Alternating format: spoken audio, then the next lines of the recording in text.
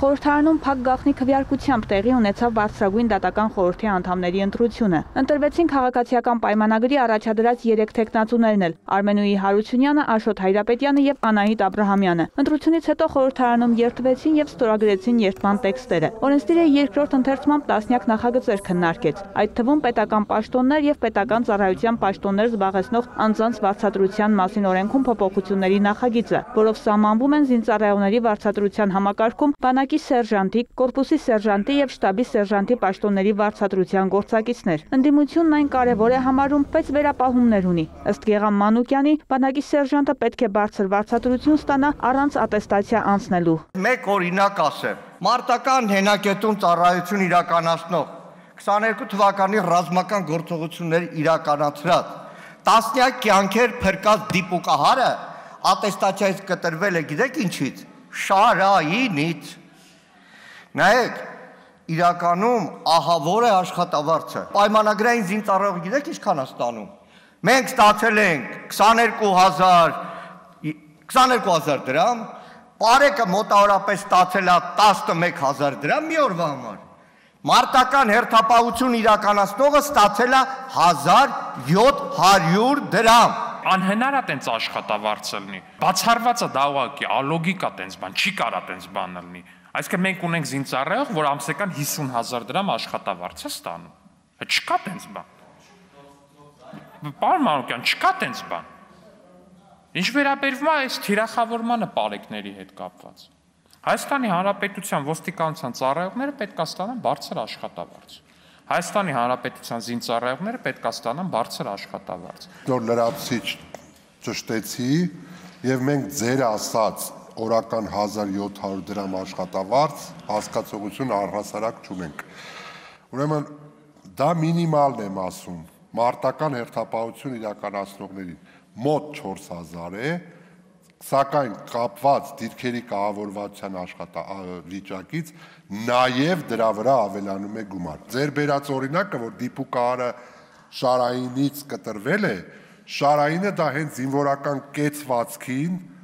մեր ցանկալի զինվորին հասնելու համար իրականացվող միջոցառում է։ Վարչական իրավախախտումների վերաբերյալ օրենսգրքում փոփոխություններով կբարձրանա տուգանքի չափն այն ծխախոտ արտադրողների համար, որոնք տուփերի վրա վանող բովանդակություն չեն ապահովի։ Գևորգ Պապոյանը նշեց, նախկին 400 000 դրամի փոխարեն տուգանքը կկազմի տվյալ արտադրողի նախորդ տարվա հասույթի 1%-ը։ Կային դեպքեր, որ ուղղակիորեն հայտարարում են, ասում են, մենք խախտում ենք եւ կվճարենք 400 000 դրամ տուգանքը եւ նորից կշարունակենք արտադրել։ Շուկայում այնպիսի իրավիճակ էր առաջացել, որ որոշ ընկերություններ չէին տպում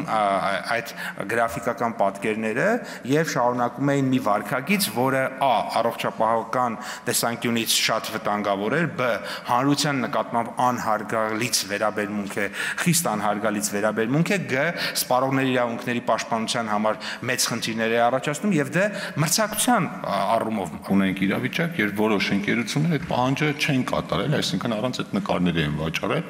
եւ արդյունքում ունեցել ենք շուկայի կառուցվածքի փոփոխություն, այսինքն ովքեր որ առանց այդ նկարների են վաճառել, իրանց մոտ վաճառքները ավելացել են, ովքեր որ չէ, նվազել են, այսինքն կարող ենք ասել, որ այդ նկարները ամեն դեպքում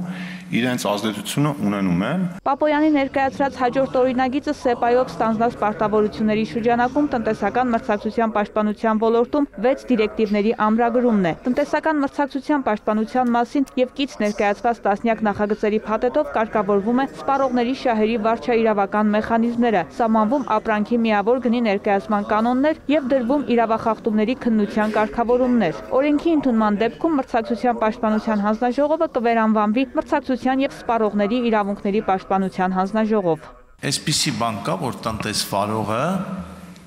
20 րոպեի ընթացքում կամ 1 ժամվա ընթացքում իր սահմանված ինչ-որ ծառայության գինը 2000%-ով բարձրացնի։ Դա ինչ-որ ձևով մենք պատրաստվում ենք որպես պետություն կարգավորենք, թե ինչ-որ մի կազմակերպություն մեզանից ավելի ուժեղ է եւ ըստ անձրևի, արևի, մառախուղի, կարա վարկյանների ընթացքում վիրավորանքի աշճանի գին սահմանի։ Այս բոլոր հարցերի համար ոչ միայն նկարագրություն կա, այլ նաև տրված է մարմին, որը կարող է իրականացնել ավելին։ Մենք մի հատ գործիք ենք տվել այստեղ իրան։ Ասում ենք զանգում է մրցակցության պաշտպանության հանձնաժողովը, ասում է դու այս ինչ խախտումն ես արել։ Եթե նա արագ ընդունում է այդ խախտումը, դա փոքր խախտում է լինում, 50,000 դրամ տուգանք է վճարում, վարույթ էլ չի հարուցվում։ Տեղական արտադրողը պետք է պոզիտիվ խտրականության, պոզիտիվ դիսկրիմինացիայի ենթարկվի։ Եվ սա առևտրի համաշխարհային կազմակերպության հետ կապ չունի բացարձակապես։ Մենք այդ խտրականությանը ենթարկում ենք եւ այդ խտրականության արդյունքում է օրինակ որ արտադրողները մեքենասարքավորումներ են գնում, որի լիզինգի տոկոսադրույքը ամբողջությամբ կամ դրա 90% պետությունն է սուբսիդավորում։ Իսկ մրցակցության պաշտպանության հանձնաժողովի անդամի պաշտոնը զբաղեցնելու նպատակով ազգային ժողովում է Աննա Պետրոսյանը։ Նրա թեկնածությունն առաջադրել է կառավարությունը։ Թեկնածուն ներկայում հանձնաժողովի վերահսկողության վարչության պետն է։ Շարունակելով նախորդ հարցի քննարկման ժամանակ սկսած թեման, падգամավորները նրան եւս հարցեր ուղղեցին գերիշխող դիրք ունեցող տնտեսվարողների մասին։ Ունեք վիճակագրություն, օրինակ մինչ օրս քանի բողոք եք ստացել տնտեսվարողներից, ոչ թե վճարումների հետ կապված, այլ խտրական վերաբերմունքի հետ կապված։ Ունեցել ենք վարույթ, այո, իրականացրել ենք վարույթ, պատասխանատվության է ենթարկվել, բայց բողոքների առումով մի քիչ սահմանափակված են մատակարարները այդ առումով բողոքելու, փորձում ենք մենք բացահայտել։ Մյուս հարցերը վերաբերում են պետական գնումներին, ինչպես նաև հանրային տրանսպորտի գնի սակագների սահմանմանը։ Հանձնաժողովն այս առումով վերահսկում է մրցույթով որոշվող վճարումների կարգը, բայց գնային կարգավորումներն իրենց տիրույթից դուրս են, պարզաբանեց թեկնածուն։ Վարդուհի Արզումանյան, Դավիթ Մաչկալյան, լուրեր։